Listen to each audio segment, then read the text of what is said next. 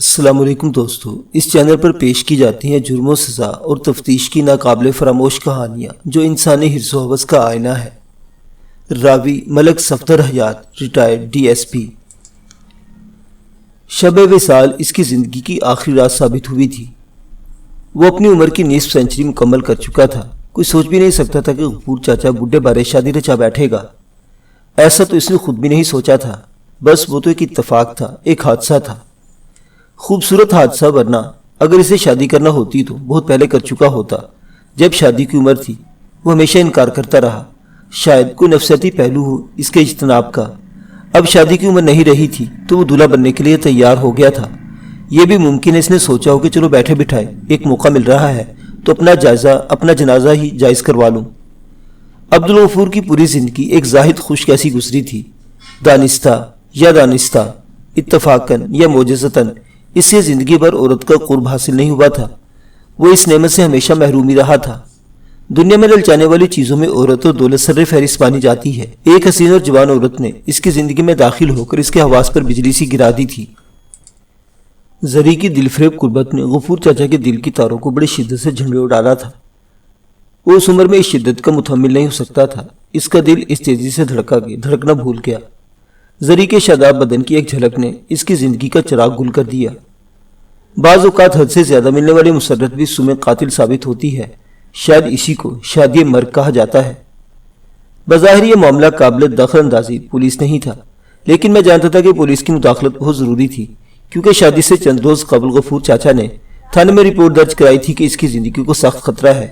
جیدہ نامی ایک وباش بدماش اسے قتل کرنے کی دھمکیاں دے رہا تھا۔ تھانے میں غفور کے ساتھ گاؤں کے مولوی صاحب بھی آئے تھے اور انہوں نے غفور کے بیان کی تصدیق کی تھی۔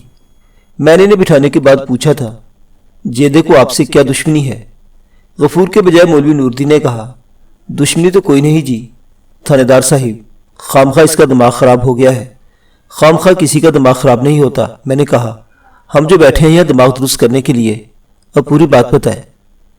مولوی نوردین نے غفور کی جانب دیکھتے ہوئے کہا، ملک صاحب، چند روز بعد عبدالغفور کی شادی ہونے والی ہے۔ جیدہ اس شادی کے حق میں نہیں ہے۔ کیوں؟ اسے کیا تکلیف ہے اس شادی سے؟ وہ کہتا ہے جو بھی شخص زری سے شادی کرے گا وہ اس کو زندہ نہیں چھوڑے گا۔ میں نے پوچھا، زری سے اس کا کیا تعلق ہے؟ اب تو کوئی تعلق نہیں رہا جناب، مولوی نوردین نے بتایا۔ وہ 3-4 ماہ قبل اسے طلاق دے چکا ہے، مگر ابھی تک اسے اپنی جاگیر سمجھتا ہے۔ غفور بوڑھا اور کمزور آدمی ہے جناب، یہ اس کی دھمکیوں سے بہت سہما ہوا ہے۔ ہم آپ کے پاس اسی لیے آئے ہیں کہ آپ ہماری مدد کریں۔ جیدے جیسے لفنگوں کا ہم مقابلہ نہیں کر سکتے۔ پورے آدمی کا کیا ہے کسی بھی وقت کوئی اوچھا وار کر سکتا ہے۔ جب وہ اپنی بیوی کو طلاق دے چکا ہے تو اب اس کے پیٹ میں مروڑ کیوں اٹھ رہے ہیں؟ میں نے کہا، وہ چاہتا کیا ہے؟ وہ بہت برا چاہتا ہے۔ مولوی نوردین نے کانوں کو ہاتھ لگاتے ہوئے کہا، وہ خدا رسول کا منکر ہو چکا ہے۔ اس کا کہنا ہے کہ طلاق دینے سے کوئی فرق نہیں پڑتا۔ زری اب بھی اس کی بیوی ہے۔ وہ کئی بار میرے گھر بھی آ چکا ہے، میری خوشامد کرتا رہا ہے کہ میں زری کو اس کے حوالے کر دوں۔ وہ زری کو بھی بہلانے پھسلانے کی باتیں کر رہا ہے، مگر میں نے زری کو اس سے ملنے سے منع کر دیا ہے۔ وہ جب بھی آیا میں نے اس دروازے پر اسے لٹا دیا۔ میں نے سوال کیا، میرا مخاطب مولوی نوردین تھا، زری آپ کی کیا لگتی ہے؟ انسانیت کے رشتے میں وہ میری بیٹی ہے۔ نوردین نے اپنی بھراواں داڑھی پر ہاتھ پھیرتے ہوئے کہا، اللہ نے مجھے حقیقی بیٹی سے نہیں نوازا۔ دنیا بھر کی لڑکیوں کو میں اپنی بیٹیاں ہی سمجھتا ہوں۔ لڑکی کے ماں باپ کہاں ہیں؟ مولوی نوردین نے ایک ٹھنڈی سانس بھرتے ہوئے جواب دیا، بیچاری کی ماں تو بچپن میں اللہ کو پیاری ہو گئی تھی۔ باپ کا ہونا نہ ہونا ایک جیسا تھا۔ جب تک وہ زندہ رہا، چاہے نام کا صحیح، ایک سہارا تو تھا، مگر اب وہ بھی نہیں رہا۔ زری کی شادی کے بعد زمان زیادہ عرصہ زندہ نہیں رہ سکا۔ ساری زندگی شراب اور جوئے میں گزاری تھی۔ مکان بھی جوئے کی نظر ہو گیا تھا۔ جاوید عرف جیدے کا قرض اس قدر چڑھ چکا تھا کہ اترنا ممکن نہیں رہا تھا۔ جیدے کے مطالبے پر اس نے زری کی شادی سے کر دی۔ جیدے جیسے آوارہ شخص کو کوئی اپنی بیٹی دینے کے لیے تیار نہیں تھا۔ زمان خان نے زری کو جہنم میں جھونک دیا۔ زری کب سے آپ کے گھر میں ہے؟ مولوی نوردین نے اپنی بات ختم کی تو میں نے استفسار کیا۔ طلاق کے بعد سے وہ میرے گھر میں ہے، اس نے جواب دیا۔ بے آسرا، وہ بے سہارا کہاں جاتی؟ میں اس نیت سے گھر لے آیا ہوں کہ عدت کی مدت پوری ہونے کے بعد کہیں اس کی شادی کر دوں گا۔ اب انشاءاللہ میں اپنے نیک مقصد میں کامیاب ہونے ہی والا ہوں۔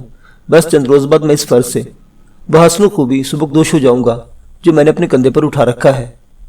اس نے عبدالغفور کی جانب اشارہ کرتے ہوئے پوچھا، کیا زری اس سے شادی کرنے کو تیار ہے؟ وہ میرے سوال میں پوشیدہ مطلب تک پہنچ گیا تھا۔ عبدالغفور کی عمر لگ بھگ 55 سال تھی۔ اس عمر میں بھی ایک خوبصورت عورت سے شادی مسئلہ خیز نہ صحیح، عجیب ضرور لگتی ہے۔ زری کی عمر مولوی نور الدین نے 22 سال بتائی تھی۔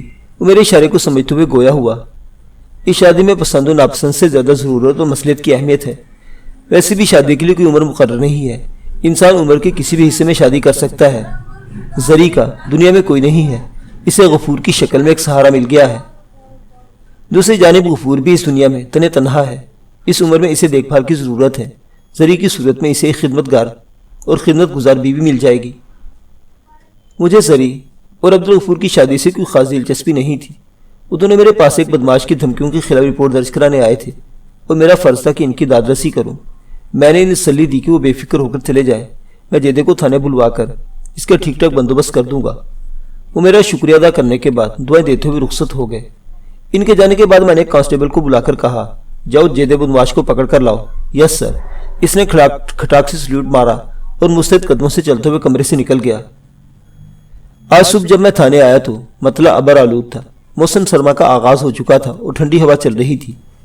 میرے تھانے میں داخل ہوتے ہی ہلکی بوندا باندی شروع ہو چکی تھی۔ میں نے دیکھا برآمدے میں کوئی 2 درجن بھر افراد بے چینی سے میرا انتظار کر رہے تھے۔ ان میں شبینہ ڈیوٹی کے دوران گرفتار ہونے والے کچھ گنڈا عناصر بھی شامل تھے۔ دنگا فساد میں ملوث افراد بھی ایک طرف بیٹھے تھے، لیکن زیادہ تعداد سائلین کی تھی۔ میں جلدی معاملہ نمٹانے میں مصروف ہو گیا تھا۔ جس کانسٹیبل کو میں نے جیدے کو بلانے بھیجا تھا، اس کی واپسی جلدی ہو گئی۔ اس وقت تک سائلین کی اچھی خاصی تعداد کو فارغ کر چکا تھا۔ اس نے مجھے آ کر بتایا کہ جیدے نے تھانے آنے سے انکار کر دیا تھا۔ کیا کہتا ہے وہ؟ میں نے پوچھا۔ کانسٹیبل نے بتایا، وہ تو ملا ہی نہیں جناب، اس کے گھر والوں نے دروازے سے ہی کہہ دیا کہ وہ گھر پر نہیں ہے، حالانکہ میں نے خود اسے گھر میں داخل ہوتے دیکھا تھا۔ تمہاری کس سے بات ہوئی؟ جیدے کی ماں عنایت بی بی سے، اس نے بتایا۔ وہ کہتے ہیں کہ جیدے کا کچھ پتہ نہیں کہ کہاں گیا ہے، صبح نکل گیا تھا۔ تم نے خود اپنی آنکھوں سے جیدے کو گھر میں داخل ہوتے دیکھا تھا؟ وہ پورے اعتماد لہجے میں بولا، ملک صاحب انہی گناہگار آنکھوں سے دیکھا تھا، مگر وہ چٹے چونڈے والے میری بات کا یقین ہی نہیں کرتی، اور تم نے اس کو کوئی دبکا شبکا مارنا تھا۔ آپ کے اشارے کی دیر ہے ملک صاحب، وہ پرجوش انداز میں بولا، دبکا تو میں ایسا ماروں گا کہ ساری حیاتی یاد رکھے گی۔ میں تو عورت ذات جان کر واپس آ گیا تھا۔ آپ اجازت دے تو 4 بندے ساتھ لے جاؤں اور پورے گھر کی تلاشی لے لوں، بچ کر کہاں جائے گا وہ ترم خان کا بچہ؟ نہیں، اس کی ضرورت نہیں، میں نے کہا۔ معاملہ اتنا سنگین نہیں تھا، اس لیے اتنی زیادہ سختی کی ضرورت نہیں تھی۔ کانسٹیبل نے پوچھا، میرے لیے کیا حکم ہے ملک صاحب؟ تم جاؤ اور ہیڈ کانسٹیبل نبی بخش کو اندر بھیج دو۔ تھوڑی دیر کے بعد نبی بخش میرے کمرے میں تھا۔ میں نے اسے جیدے کے بارے میں خصوصی ہدایات جاری کر دی۔ وہ اس بات میں سر ہلا کر وہاں سے چلا گیا۔ دوپہر کے بعد ذرا کھجانے کی فرصت ملی تو نبی بخش نے آ کر اطلاع دی کہ جیدہ حاضر ہے۔ میں فوراً اسے اپنے کمرے میں بلا لیا۔ اس وقت میرے پاس حوالدار غلام رسول اور سب انسپیکٹر محمد اعجاز بھی موجود تھے۔ جیدہ میرے سامنے سر جھکا کر کھڑا ہو گیا۔ میں نے غصے سے اس کی جانب دیکھتے ہوئے سخت لہجے میں کہا، اوئے تمہیں شرم نہیں آتی؟ پولیس کو چکر دیتے ہو؟ وہ لجاجت بھرے لہجے میں بولا، مجھ سے کیا قصور ہوا سرکار، میں تو ایک شریف آدمی ہوں۔ اوئے شریف جلیبی کی طرح سیدھے، ہمیں سبق پڑھاتے ہو؟ میں نے تپتے ہوئے لہجے میں کہا۔ صبح میں نے ایک کانسٹیبل تمہارے پاس بھیجا تھا، تمہیں بلانے کے لیے، تم آئی کیوں نہیں؟ وہ چہرے پر مسکینی طاری کرتے ہوئے بولا، میں تو گھر میں نہیں تھا مائس باب، ورنہ آپ بلائے اور میں نہ آؤں، میں تو سر کے بل آتا حضور۔ حوالدار غلام رسول نے ایک زوردار تمانچہ اس کے گال پر رسید کیا، پھر کہا، پولیس والوں سے مسخری کرتے ہو، میں تمہاری ساری بدماشی ناک کے راستے نکال دوں گا۔ غلام رسول کا تمانچہ کھانے کے بعد اس نے ایک نظر مجھے دیکھا، پھر یتیمانہ لہجے میں بولا، مار لیں سرکار، جتنا چاہے مار لیں۔ جاوید عرف جیدہ 30-32 سال کے دراز قد شخص تھا۔ اس کی کاٹھی مضبوط، ناک موٹی اور صورت خوفناک تھی۔ وہ گھنگریالے بالوں والا ایک کالا بھجنگ شخص تھا۔ اس نے باری مونچھیں رکھ چھوڑی تھی اور سرخ آنکھوں سے خطرناکی جھلکتی تھی، مگر اس وقت وہ بھرپور اداکاری کا مظاہرہ کر رہا تھا۔ وہ دنیا بھر کی مظلومیت اس کے چہرے سے مترشح تھی۔ میں نے تیز لہجے میں سوال کیا، مجھے پتہ چلا کہ تم نے عبدالغفور کو قتل کی دھمکیاں دی ہیں۔ کون عبدالغفور جناب؟ تمہاری بیبے کا یار۔ سب انسپیکٹر نے اس کی کمر پر لات رسید کرتے ہوئے کہا، سیدھی طرح ملک صاحب کی بات کا جواب دو گے؟ نہیں تو ہم بری طرح پیش آئیں گے۔ اس کی اداکاری لاجواب تھی۔ سرکار میری سمجھ میں کچھ نہیں آ رہا، میں بے گناہ ہوں۔ میں نے گھور کر اسے دیکھا۔ اوے خانہ خرابہ، ایک تو تم نے بیچاری زری کو گھر سے بے گھر کر دیا، اسے زندگی پر گھر سے نکال دیا، اس سے بڑا ظلم اور کیا ہو سکتا ہے؟ اب اگر اس کا گھر بس رہا ہے تو تم دھمکیاں لگانا شروع کر دی اس کو۔ کوئی خدا کا خوف ہے تمہارے دل میں یا نہیں؟ تمہارے خلاف رپورٹ درج کرائی گئی ہے، میں چاہوں تو ابھی تمہیں حوالات میں بند کر دوں، اور اگر تم اپنی حرکتوں سے باز نہ آئے تو مجھے یہی کرنا پڑے گا۔ बहरहाल मैंने डराने धमकाने के बाद इसे छोड़ दिया। इसके बाद अब्दुल गफूर या मौलवी नूरुद्दीन की जानिब से मुझे जेदे के खिलाफ कोई शिकायत मौसूल नहीं हुई। मैं भी मुतमईन हो गया और इत्मीनान उस वक्त टूटा जब एक रोज़ थाने पहुंचते ही मुझे मालूम हुआ कि अब्दुल गफूर शब ज़फ़ाफ में चल बसा था। काबिल ज़िक्र बात यह थी कि जेदा बदमाश गाँव से गायब था। इन हालात के पेश नज़र मुतवफ़ी अब्दुल गफूर अल मारूफ गफूर चाचा के मामले में पुलिस की दखलंदाजी ज़रूरी हो गई थी। मैंने ASI अल्लाह दित्ता को अपने साथ लिया और फ़ौरन अब्दुल गफूर के घर पहुंच गया। किसी भरे पूरे घर में यूं मौत वाक़ हो जाती तो एक कोहराम मच जाता, मगर अब्दुल गफूर के घर में कोई हलचल दिखाई नहीं दे रही थी। बेबस जरीना उर्फ जरी एक अंदरूनी कमरे में बैठी थी। आस पड़ोस की चंद औरतों ने इसे घेर रखा था। अब्दुल गफूर की मैयत सेन में बिछी चारपाई पर रखी थी। इसे लट्ठे की सफेद चादर से ढांप दिया गया था। वह टुकनुमा कमरे में चंद अफराद सर झुकाए बैठे थे। वो सब मोहल्लेदार थे। गफूर चाचा का कोई करीबी अजीज रिश्तेदार नहीं था जिससे नाता जोड़ा था। इससे ताल्लुक निभाने की सिर्फ फुर्सत बल्फाज देकर मोहलत ही नहीं मिल सकी और वो चल बसा था। अगरचे गफूर चाचा की मौत बज़ाहिर किसी वारदात के जुमरे में नहीं आती थी, लेकिन मैंने फिर भी मौका का जायजा लेने के बाद तमाम ज़रूरी बातें डायरी में नोट कर ली और घूम फिर कर अंदर बाहर से पूरे घर को देख लिया। जाने क्या बात थी कि मेरा जहन बार बार गफूर की गैर तबी मौत की तरफ चला जाता था। इसी खदशे के पेश नज़र मैंने अब्दुल गफूर की तदफीन से पहले इसका तिबी मुआयना कराना भी ज़रूरी समझा। इसका कोई वाली वारिस तो था नहीं जो इतराज़ करता। रहेगी जरी तो इस वक्त शदीद जज्बाती कशमकश का शिकार थी। ताहम मैंने फैसला कर लिया था कि इसकी इजाज़त के बगैर कोई कदम नहीं उठाऊंगा। मैंने थोड़ी देर वहां रुककर जरूरी कार्रवाई निपटाई। अब्दुल गफूर के दो पड़ोसियों के बयान कलमबंद किए। इनके बयान मिलते जुलते थे। इस हादसे की इत्तला ने जरी की तवज्जो से मिली थी। इससे ज्यादा वो कुछ नहीं जानते थे। मेरी नज़र में जरी की ज़ात शक शुबे से बालातर नहीं थी। मैंने इसके गिर जमा औरतों को थोड़ी देर के लिए बाहर भेज दिया। जब हम दोनों कमरे में तन्हा रह गए तो मैंने पहले ताज़ियत की, इसे शलीद शफी दी, इसका बयान लेने की बात ख्वाहिश जाहिर की। इसने किसी किस्म के रद्दमल का इजहार नहीं किया। मैंने नरम लहजे में दरियाफ्त किया, ये वाक़ई किस वक्त पेश आया। जरी ने उलझी हुई नज़रों से मुझे देखा। इसकी आंखों में उदासी खैमाजन थी। मैंने अपने सवाल की वजाहत की। मेरा मतलब है जब यह हादसा पेश आया उस वक्त क्या हुआ था। वो मुंह से कुछ नहीं बोली, खामोश नज़रों से टुकर टुकर मुझे देखती रही। 10-15 मिनट की तसल्ली दिलासे के बाद मैं इसे बोलने पर आमादा करने में कामयाब हो गया। इसने वाक़ई के बारे में मेरे सवालात के जवाब दिए, जो बेराबद जुमले कहे। इसका खुलासा कुछ यूँ था। वो दोनों हुजरा उरूसी में बैठे थे। अब्दुल गफूर के चेहरे से मुसर्रत की किरणें फूट रही थी। इस पर खुद फरामोशी की किसी कैफियत तारी थी। जरी ने इसके मुकाबले में खास हद तक खुद को संभाल रखा था। इसकी किसी हरकत से बेचैनी और बेकरारी नहीं झलकती थी। वो बिल्कुल नॉर्मल दिखाई देती थी। वो अब्दुल गफूर की बेताबी पर हैरत ज़दा थी। अब्दुल गफूर ने कपकपाती हुई आवाज़ में ख्वाहिश का इजहार किया। इसकी आवाज़ में ज़ौक़ वाज़े था। जरी, लिबास तब्दील कर लो। दीवार में बने हुए ताक में दिया रोशन था। वो अपने मजाजी खुदा के हुक्म पर उठ खड़ी हुई। चंद लम्हों के बाद दिए की यरकान ज़दा लो में जरी के हुस्न का आफताब निस्फ़ुन निहार पर चमक रहा था। अब्दुल गफूर संगी मुजस्मे की तरह साकित व जामिद बैठा, हत्ता कि इसके सांस लेने की आवाज़ भी सुनाई नहीं दे रही थी। फिर जरी की आंखों ने एक होलनाक तमाशा देखा। अचानक अब्दुल गफूर के वजूद में जुम्बश पैदा हुई।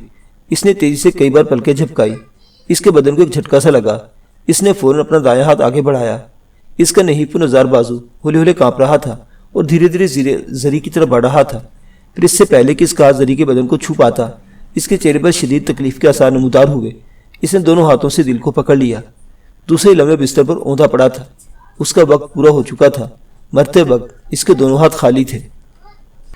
जरी की हालत संभल गई तो मैंने पूछा, मैंने सुना तुम्हारा साबिक शोहर इस शादी के सख्त खिलाफ था और इसने मुतवफ़ी अब्दुल गफूर को शदीद नताइज की धमकियाँ भी दी थीं। आपको ये बात किसने बताई? खुद अब्दुल गफूर ने, मैंने कहा। वो मौलवी नूरुद्दीन के साथ थाने में जेदे के खिलाफ रिपोर्ट दर्ज कराने आया था। एक लम्हे को रुककर मैंने पूछा, क्या ये बात तुम्हारे इल्म में नहीं थी? अब्दुल गफूर या मौलवी नूरुद्दीन ने तुम्हें रिपोर्ट के बारे में कुछ नहीं बताया था? उन्होंने मुझसे ऐसी कोई बात नहीं की थी।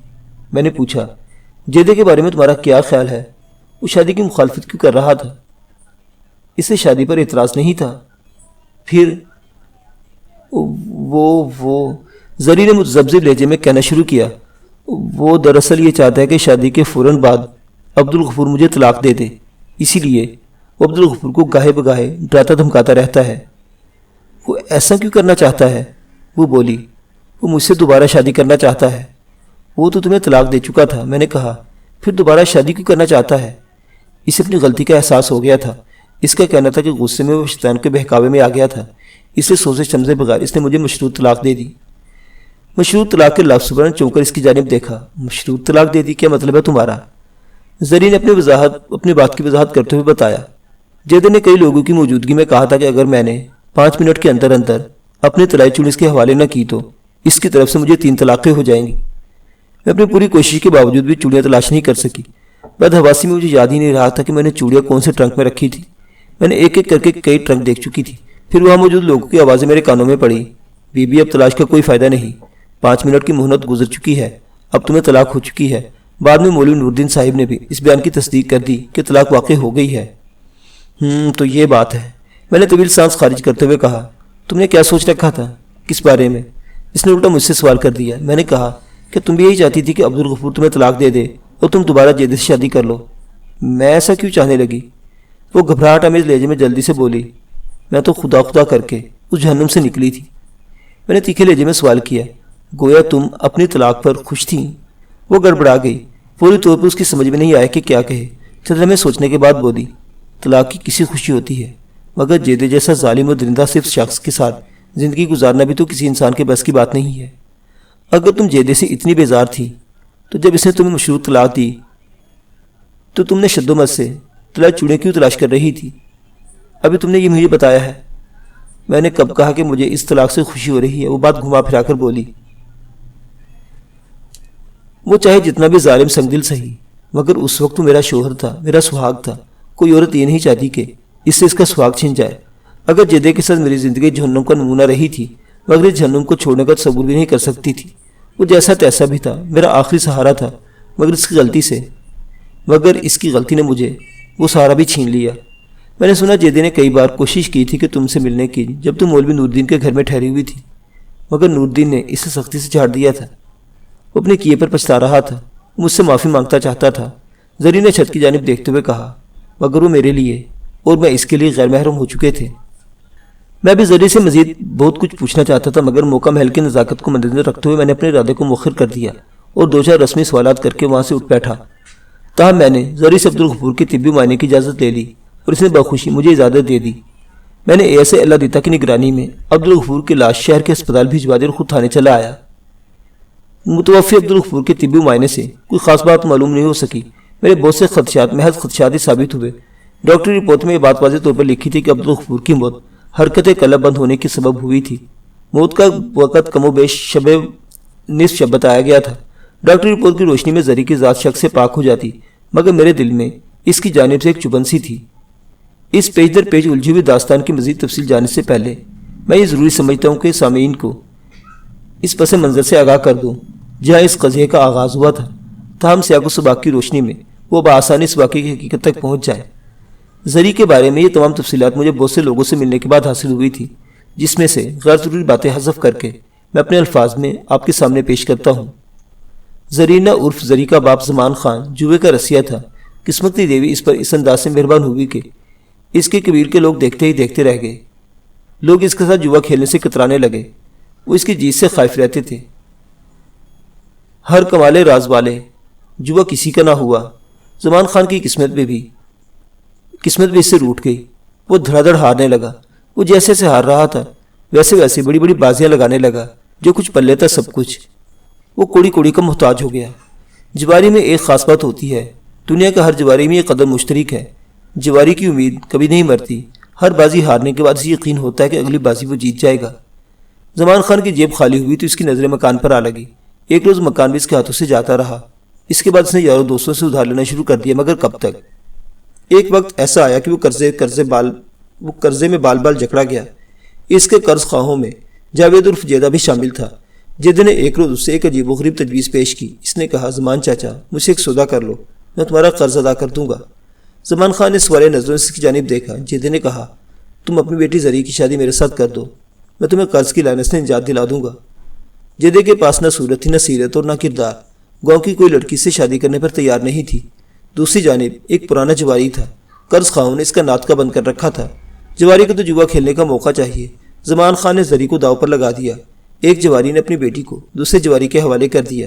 جیدے نے اپنا ذاتی قرض معاف کر دے دوسروں کا قرض اپنی جیب سے ادا کر دیا اور زری کو اپنی بیوی بنا کر گھر لے آیا۔ جیدے کے گھر والوں کو زری کا بہو بن کر اس کے گھر آنا پسند نہیں تھا، مگر دل میں انہوں نے بھی شکر ادا کیا چلو اس لفانگے کا گھر بھی آباد ہوا۔ تاہم زری کے ساتھ ان کا رویہ شروع ہی سے مخاصمانہ تھا۔ زری کی شادی کے 2 ماہ بعد ہی زمان خان کا انتقال ہو گیا۔ اب زری کا جیدے کے سوا دنیا میں کوئی نہیں تھا۔ جیدہ ٹک کر کوئی کام نہیں کرتا تھا، وہ اکھڑ مزاج کے ایک آوارہ شخص تھا۔ البتہ ایک کام وہ نہایت پابندی سے انجام دیتا تھا، اور وہ کام تھا جوا۔ جب وہ لمبی لمبی رقمیں جیت کر آتا تو اس کا انداز ہی کچھ اور ہوتا، لیکن ہارنے کی صورت میں وہ سارا غصہ زری پر نکالتا اور بڑی بے دردی سے اسے زد و کوب کرتا تھا۔ زری پٹنے کے دوران اس سے پوچھتی کہ اس کے ہار میں اس بیچاری کا کیا قصور ہے، تو وہ غصے میں تنتناتے ہوئے جواب دیتا، قصور سارا تمہارا ہے۔ وہ بھلا کیسے؟ وہ ایسے کہ تم زمان خان کی بیٹی ہو۔ وہ اسے دھموکے رسید کرتے ہوئے اپنا فلسفہ بیان کرتا۔ میرے زمان خان کی بیٹی ہونے سے تمہاری ہارنا کا کیا تعلق ہے؟ وہ پیر پٹک کر جواب دیتا، تعلق ہے اور بہت گہرا تعلق ہے۔ جوے کی لت تمہارے باپ نے ہی مجھے لگائی تھی۔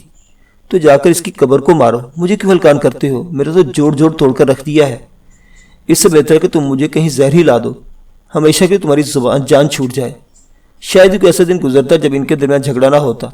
جیدے کا باپ مختار حسین ان کے لڑائی جھگڑے سے ہمیشہ لا تعلق رہتا۔ وہ ایک سیدھا سادہ شریف النفس انسان تھا۔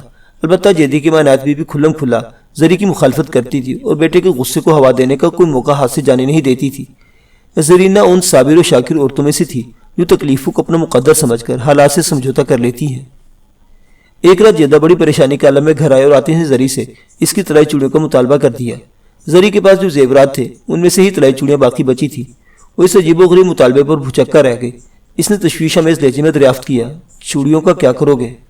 تم سوال نہ کیا کرو، میرے پاس بہت کم وقت ہے، جلدی کرو، وہ چوڑیاں نکال کر میرے حوالے کر دو۔ زری نے متذبذب لہجے میں پوچھا، مگر کچھ پتہ تو چلے، تمہیں اس وقت چوڑیوں کی کیا ضرورت پڑ گئی؟ تم خام خواہ وقت ضائع کر رہی ہو۔ غصے سے بولا، مجھے ابھی واپس بھی جانا ہے، آخر معاملہ کیا ہے؟ اس نے مختصراً بتایا، مجھے فوری طور پر 1200 روپے کی ضرورت ہے، میں نے 1 گھنٹے میں دینے کا وعدہ کیا ہے، 300-400 روپے میں نے دوستوں سے جمع کر لیے ہیں۔ تمہارے پاس طلائی چوڑیاں ہیں، کم از کم 800 میں تو بک جائیں گی، میری ضرورت پوری ہو جائے گی۔ زندگی رہی تو میں تمہیں اس سے بھی اچھی چوڑیاں بنوا دوں گا۔ تم اسے میری زندگی اور موت کا مسئلہ سمجھ لو، بس اب دیر نہ کرو، جلدی سے چوڑیاں نکال کر مجھے دے دو۔ سامعین کی وضاحت کے لیے عرض کر دوں کہ جن دنوں کا واقعہ اس زمانے میں سونا 100 روپے تولا ہوتا تھا۔